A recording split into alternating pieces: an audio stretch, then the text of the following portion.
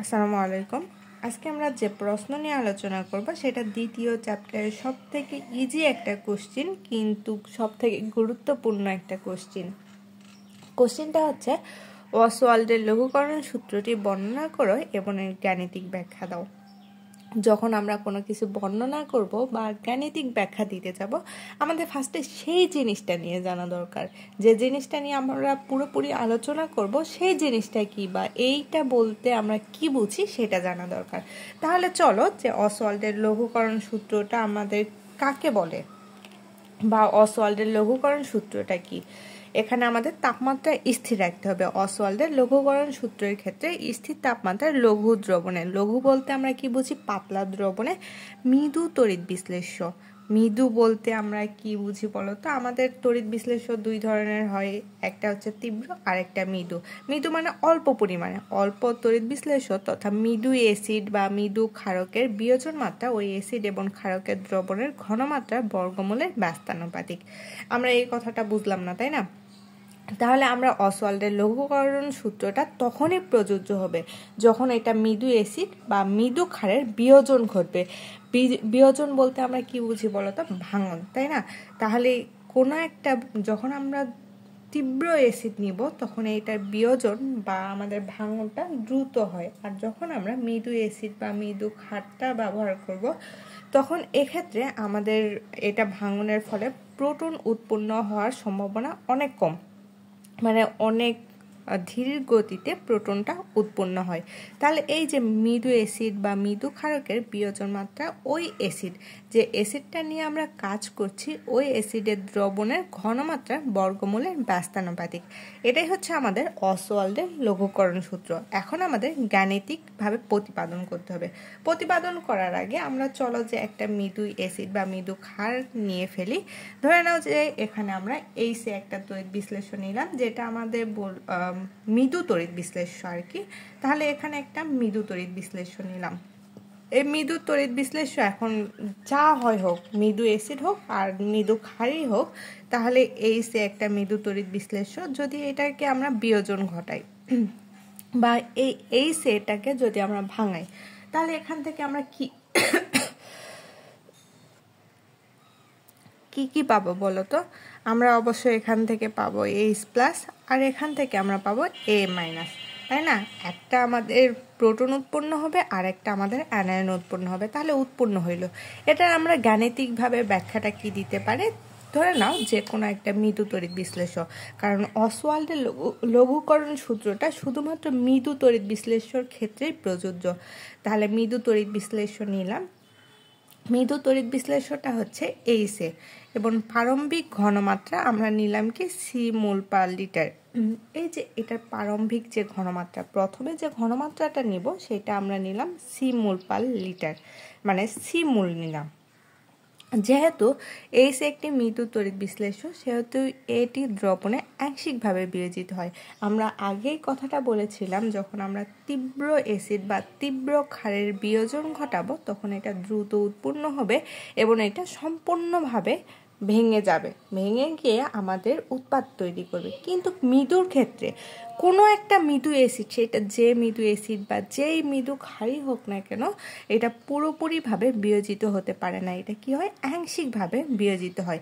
বিয়োজিত হওয়ার ফলে এটা আমাদের নিম্নরূপ সাম্যাবস্থা বিরাজ করে। তাহলে H ইকুয়াল টু আমাদের কি কি উৎপাদ উৎপন্ন হয়, H+ এবং A- উৎপন্ন হয়। এখন আমরা দেখার চেষ্টা করি বিক্রিয়ার প্রারম্ভিক ঘনমাত্রা।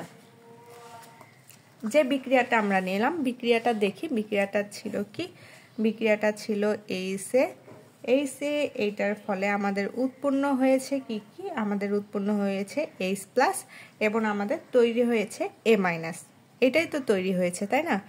এখন আসি মূল যে কাজটা, সেটা কি, এই যে প্রারম্ভিক অবস্থায়, প্রাথমিক অবস্থায় বা প্রারম্ভিক অবস্থায়, বিক্রিয়ার প্রারম্ভিক অবস্থায় যেইটাই বলি না কেন, তাহলে বিক্রিয়ার প্রারম্ভিক অবস্থায় যদি আমরা বিক্রিয়ার প্রারম্ভিক অবস্থায় এটা নেই, বিক্রিয়ার প্রারম্ভিক অবস্থায় আমরা কি ধরে নিলাম, এটাকে এইটা প্রথমে ছিল সি মোল পার লিটার, মানে এই যে আমাদের প্রারম্ভিক অবস্থায় এইচের ঘনমাত্রাকে আমরা ধরে নিয়েছিলাম সি। এইটা প্রাথমিক অবস্থায় তো, তাই না? যখন আমরা প্রাথমিক অবস্থায় এই ঘনমাত্রাটা ধরে নিব তখন তো আমাদের উৎপাদ উৎপন্ন হয় নাই। প্রারম্ভিক অবস্থায় কি উৎপাদ উৎপন্ন হওয়ার সম্ভাবনা ছিল না। তাহলে আমাদের উৎপাদটা কি ধরে নিতে হবে? 0, কারণ প্রারম্ভিক অবস্থায় শুধুমাত্র আমাদের বিক্রিয়কের ঘনমাত্রাটা হয়। এখন আসি সাম্যাবস্থার ক্ষেত্রে। দুইটা অবস্থায় যখন সমান হবে, বা আমরা বলতে পারি টি সময় পরে যে উৎপাদটা তৈরি হবে বা যে ঘনমাত্রাটা আসবে সেটার ক্ষেত্রে, তাহলে সাম্যাবস্থায় ঘনমাত্রা এটা কি ছিল? প্রারম্ভিক অবস্থায় ঘনমাত্রা। আর পরবর্তী সময়ে আমরা সাম্যাবস্থায় যখন দুইটা সমান হলো সেই ক্ষেত্রে আমাদের ঘনমাত্রাটা ধরে নিলাম। এখন কথা হচ্ছে যখন আমরা সাম্যাবস্থার ক্ষেত্রে আসলাম তখন আমাদের বিয়োজন মাত্রা কথাটা আসবে। মানে যখন আমরা সাম্যাবস্থায় আসবো তখন আমাদের কিছু পরিমাণে বিয়োজন তো সম্পূর্ণ হবে, তাই না? তাহলে এই যে কিছু পরিমাণে বিয়োজন যে সম্পূর্ণ হবে, এই বিয়োজনটাকে ধরে নাও যে আমরা আলফা দ্বারা প্রকাশ করলাম। বিয়োজনকে আমরা কি দ্বারা প্রকাশ করব? আলফা দ্বারা প্রকাশ করব। তাহলে আমাদের পাত্রটা নিয়েছি, ধরে নাও যে এটা একটা পাত্র। এই পাত্রে আমরা 1 মোল পরিমাণে কোন একটা বিক্রিয়ক নিয়েছি। কয় মোল? 1 মোল। 1 মোল। এটার ঘনমাত্রাকে আমরা ধরে নিয়েছি সি।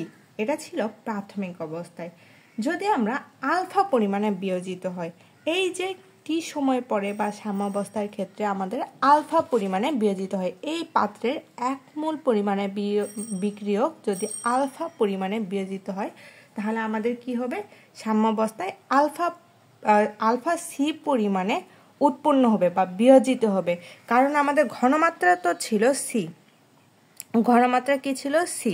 আর বিয়োজন মাত্রাটা আলফা। তাহলে আলফা সি পরিমাণে উৎপন্ন হবে।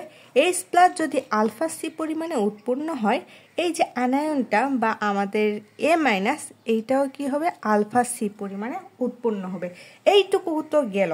এখন কথা হচ্ছে আমাদের সাম্যাবস্থার ক্ষেত্রে এই যে আমাদের বিক্রিয়কের ঘনমাত্রাটা কি হবে? উৎপাদের ঘনমাত্রা আমরা বুঝলাম যে আলফা সি পরিমাণে উৎপন্ন হয়েছে, কিন্তু বিক্রিয়কের ক্ষেত্রে আমাদের কি আলফা সি পরিমাণে উৎপন্ন হবে না, কারণ আমাদের বিক্রিয়ক প্রাথমিক অবস্থায় ধরে নিয়েছিলাম সি পরিমাণে, তাই না?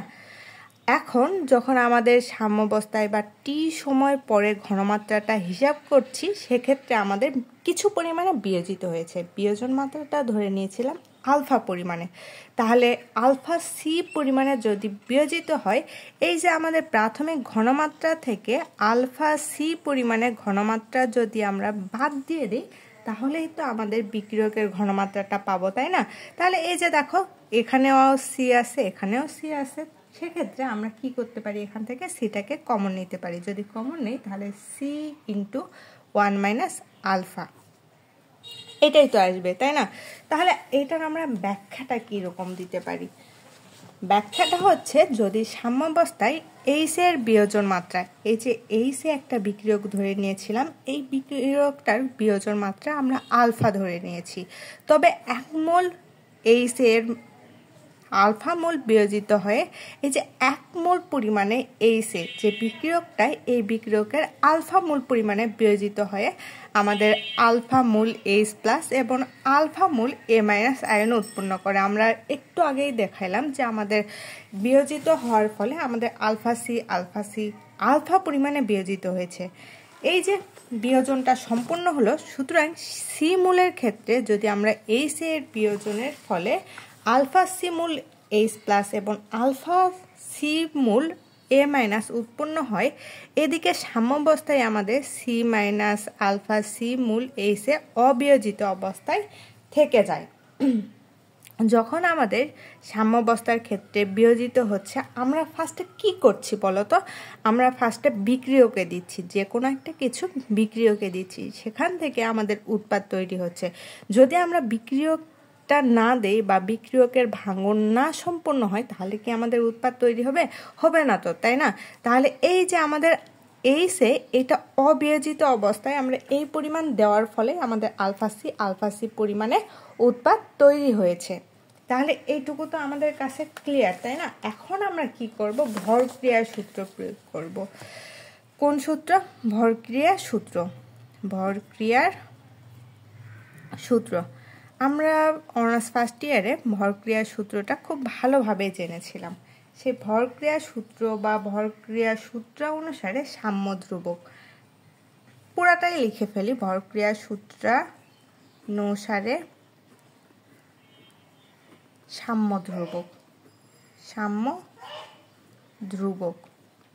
তাহলে ভরক্রিয়ার সূত্র অনুসারে সাম্য ধ্রুবককে আমরা কি দ্বারা প্রকাশ করি বলতো? সাম্য ধ্রুবক বা হার ধ্রুবক যে কোনো ধ্রুবককে আমরা সাধারণভাবে কে দ্বারা প্রকাশ করি। তাহলে কে ইকুয়াল টু আমরা কি লিখতে পারি?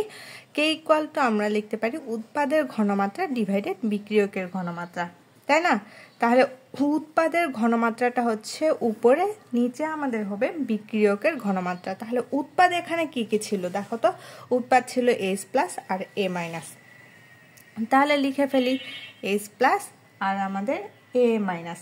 এখন নিচে কি হবে? নিচে হবে বিক্রিয়কের ঘনমাত্রা। এটা ভরক্রিয়ার সূত্র অনুসারে যখন আমরা সাম্য ধ্রুবক বের করার চেষ্টা করছি, সেক্ষেত্রে আমাদের ভরক্রিয়ার সূত্র আমরা জানি যে উৎপাদের ঘনমাত্রা ডিভাইডেড বিক্রিয়কের ঘনমাত্রা।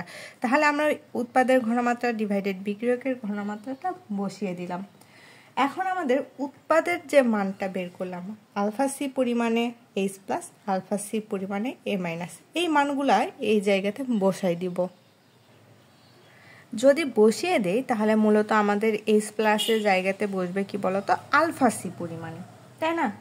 আবার আমাদের এ মাইনাস বা অ্যানায়নের ক্ষেত্রে আমাদের আলফা সি পরিমাণে চলে আসবে ঘনমাত্রাটা। এখন নিচে আমাদের কি ছিল? এই যে দেখো সাম্যাবস্থায় যে ঘনমাত্রাটা ছিল বিক্রিয়কের ক্ষেত্রে, সেটা হচ্ছে সি ইন্টু 1 মাইনাস আলফা। তাহলে মানটা বসিয়ে দেই সি ইন্টু 1 মাইনাস আলফা পরিমাণে। তাহলে এটা যখন আমরা গুণ করব সেক্ষেত্রে আমাদের এখানে আসবে কি বলতো? আলফা স্কোয়ার সি স্কোয়ার, আর নিচে আমাদের থাকবে সি ইন্টু 1 মাইনাস আলফা। এই সি স্কোয়ার যদি কেটে যায় তাহলে আমাদের থাকবে কি? উপরে থাকবে আলফা স্কোয়ার সি আর নিচে থাকবে 1 মাইনাস আলফা। এখন কথা হচ্ছে যে আমাদের মৃদু অ্যাসিডের ক্ষেত্রে যে অ্যাসিডটা আমরা নিয়েছিলাম আমাদের অসওয়াল্ডের লঘুকরণ সূত্রের ক্ষেত্রে মূলত আমরা মৃদু অ্যাসিডটাই ব্যবহার করে থাকি। সেক্ষেত্রে আমরা মৃদু অ্যাসিড নিয়েছিলাম। এই মৃদু অ্যাসিডের ক্ষেত্রে আমাদের 1 মাইনাস আলফাকে, এই যে 1 মাইনাস আলফা কিসের জন্য? মৃদু অ্যাসিডের ক্ষেত্রে। মৃদু অ্যাসিডের ক্ষেত্রে 1 মাইনাস আলফা এটাকে আমাদের 1 ধরা হয়। কেন ধরা হয়? মৃদু অ্যাসিডের ক্ষেত্রে, তাই না? এই যে এই মানটা খুবই অল্প, মানে আলফা এর মানটা, বিয়োজন মাত্রার যে মানটা সেটা খুবই অল্প পরিমাণে ধরা হয়, যেটার কারণে আমরা 1 মাইনাস আলফাকে অতি ক্ষুদ্রাতি ক্ষুদ্র ধরে নিলাম, যার কারণে alpha 1 minus alpha equal to আমরা 1 ধরে নিলাম। তাহলে আমরা কে ইকুয়াল টু এখান থেকে কি পাই বলো তো? কে ইকুয়াল টু আমরা পাই আলফা স্কোয়ার সি। এখন আলফাটাকে যদি আমরা এই যে এই সমীকরণটাকে এই পাশে নিয়ে আসি বা আলফা যদি এই পাশে রেখে দেই, তাহলে আমাদের alpha square K divided C, অতএব আলফা ইকুয়াল টু আমরা পাই root over K divided C. এই যে দেখো আমাদের রুট ওভার যে আলফা এর মানটা আমরা বের করলাম, বা অসওয়াল্ডের লঘুকরণ সূত্রের ক্ষেত্রে আমাদের বিয়োজন মাত্রার যে মানটা বের করলাম, এখান থেকে আমরা বলতে পারি যে এই যে সি এর মানটা, সি দ্বারা আমরা কি পাই? ঘনমাত্রা। তাহলে এই সি এর মান যদি কমানো হয়, আমরা যদি সি এর মানটা কমাই তাহলে এই যে আলফা বা বিয়োজন মাত্রার যে মানটা সেইটার মান বাড়বে। যদি সি এর মান কমাই তাহলে আলফা এর মান বাড়বে। আর যদি আমরা সি এর মানটা বাড়াই তাহলে আমাদের আলফা এর মানটা কমবে। কারণ অ্যাসিডটি যদি আমরা কমাতে থাকি তাহলে আমাদের বিয়োজন মাত্রাটা কি হয়ে যায় বলতো? বাড়ে। সুতরাং এটা থেকে আমরা বলতে পারি যে তাপমাত্রা যদি স্থির রাখা হয় তাহলে দ্রবণের ঘনমাত্রা বৃদ্ধি, এই যে আমাদের সি এর মান বৃদ্ধি করলে বা হ্রাস করলে মৃদু তড়িৎ বিশ্লেষ্য পদার্থের বিয়োজন মাত্রা হ্রাস বা বৃদ্ধি পায়। এটাই হচ্ছে আমাদের অসওয়াল্ডের লঘুকরণ সূত্র। আসসালামু আলাইকুম।